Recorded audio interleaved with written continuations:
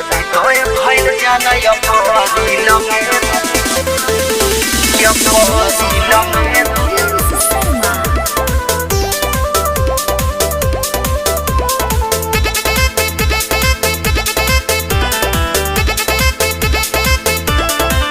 शादी तोय भइल जाना या पदिला में तू तो बसल रहलू हमरा दिल में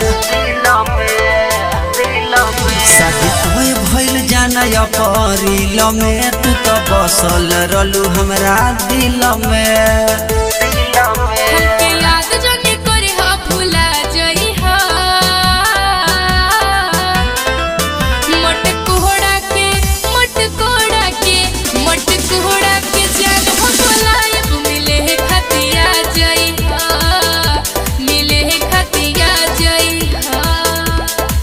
रिकॉर्डिंग स्टूडियो जादूपुर बाजार। शादी तोय भइल जाना या पदिला में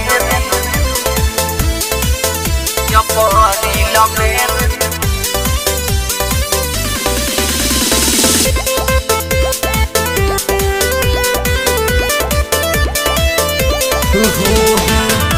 गइल वादा जान गइलू भुलाई के करा सहारे है बोलो जिंदगी बिताई टोली उठे जब कान्हे लगा जोई हो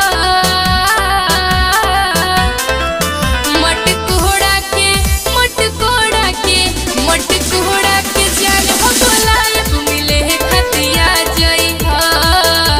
मिले खतिया जोई हो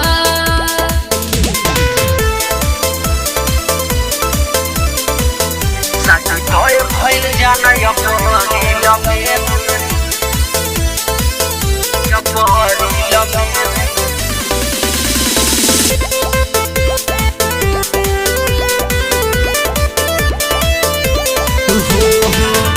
धनु धर्मेंद्र दिल से दुआ दे तबारे हमारा के साँचो भूला गइले कहारे हमरा मड़वा में एक बेरे आ जोई हो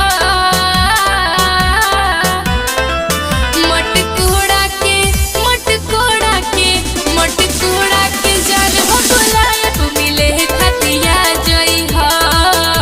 मिले खतिया जोई हो शादी तोय भइल जाना या पदिला में।